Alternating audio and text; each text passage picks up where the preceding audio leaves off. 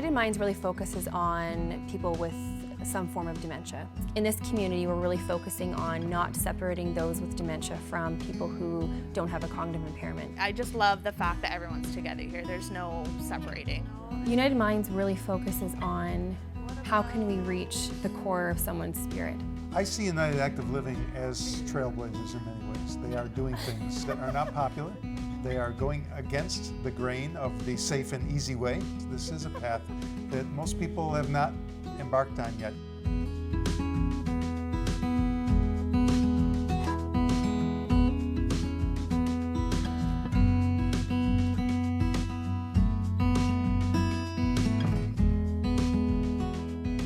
I think the first sign probably went back close to 5 years when we felt, I did and the family felt, that Dorothy was not remembering things that she probably should remember. I was probably scared to realize that something was happening to her. I can't see us kind of breaking up and not living together. I just that's not acceptable. I couldn't accept myself having Dorothy shut up on the 4th floor of a building and me down someplace else and only seeing her at meals. I feel very strongly about that. What we liked about this place is that Mom and Dad could live together, and that the people with dementia got to be part of the community. We bring them into our community and figure out who this person is, what's important to them. How can we make someone feel that who they've been for the last 70 years is still there, and how can we bring that out? Whether it's someone who was feisty all their life and they still have that spark in them, we want that. Dorothy definitely has her own opinions. She is a firecracker. I've learned working with Dorothy to always have fun. She's always laughing. She's making me laugh. I'm making her laugh, and she's such a great person.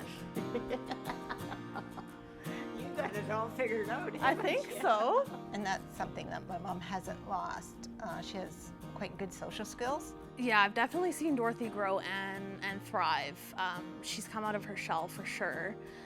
Being in the social setting, she's great. With other residents, she's built fantastic relationships. That's one of the things about this community, is that it's a community of friendship, and the United Minds people will see that she is sitting with those people she's comfortable with. Well, there's a W. Yeah. I don't see a C though.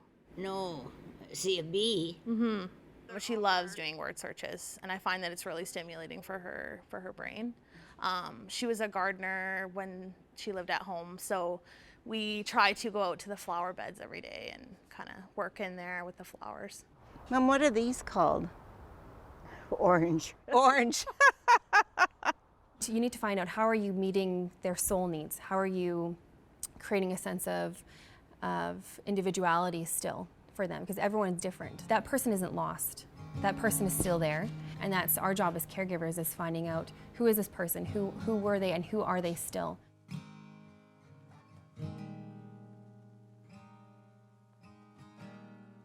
I think there's a lot that I saw in staff that isn't trainable.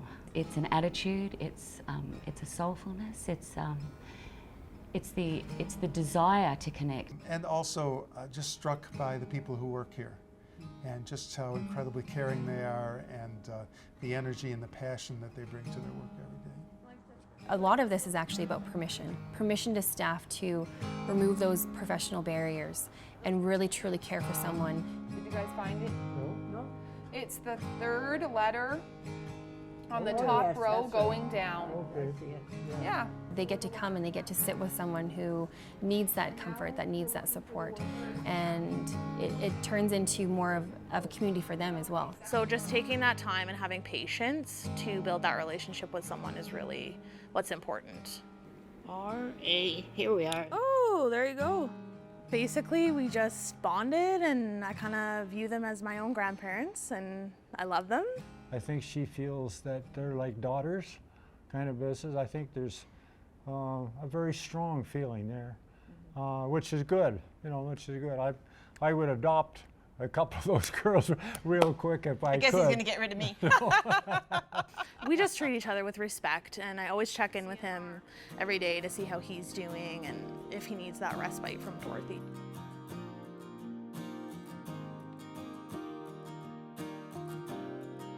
I think the number one thing is showing empathy to the spouse, because that is a hard role to take, and to see those changes in the person you've been with for 60 years is hard to manage sometimes. She's established a rapport with Dorothy.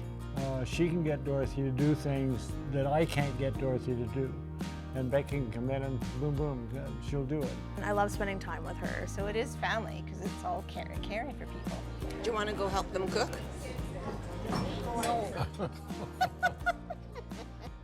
So what we look at is the potential risks versus the quality of life we can provide someone. So we do have certain technologies in place to ensure the safety of our residents, and we're constantly assessing how we can ensure this is a safe, secure environment. No matter where she is in the building, she's in a safe place. But we also see the benefits of allowing people the freedom to be able to go walk, to go to the bistro at different times of the day, and to have that freedom as well. So it's a constant assessment of potential risks versus quality of life.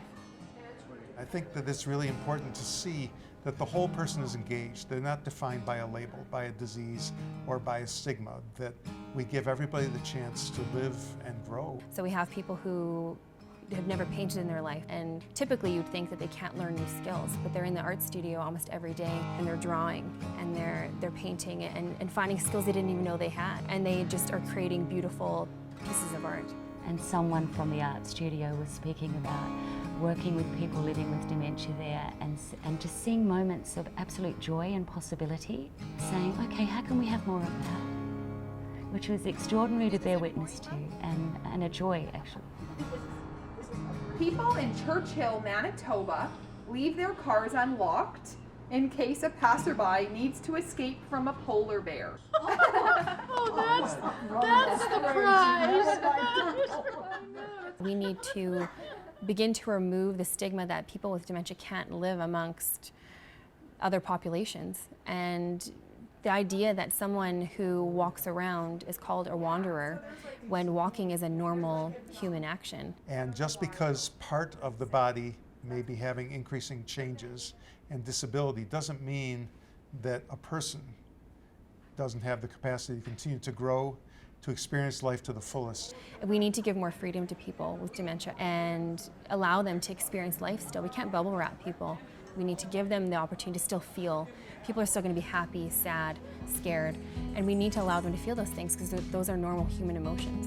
And I think we have to think this way about dementia too, that there is always the potential to live a meaningful life, to find growth, to find the power of relationship, and to continue to engage the world, both visible and invisible, in ways that enrich your soul. It's taking part of social interactions in different parts of the building, and engaging with people that they wouldn't normally get to if they were in a locked unit, and being able to be part of a greater community, coming and meeting with other residents in the bistro, and being able to order themselves coffee. It's normalizing, you know, the life that someone's living with dementia. And you are going against a system that is set up to focus on disease and disability and categorising people.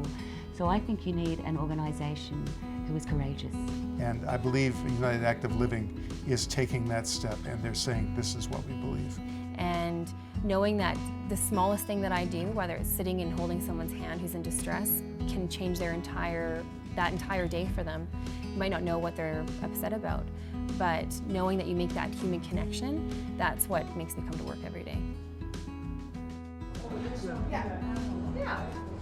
The biggest thing we recognized during the pandemic was the importance of social interaction and human connection. So we've had to become a little creative with how do we still ensure we can do that while still following certain protocols that we need to follow to ensure everyone's safety. And I think it's just really enforced the importance of our United Minds team and our approach, that people felt like there was people who were there and they truly cared, and that they had family here when they could be with their family.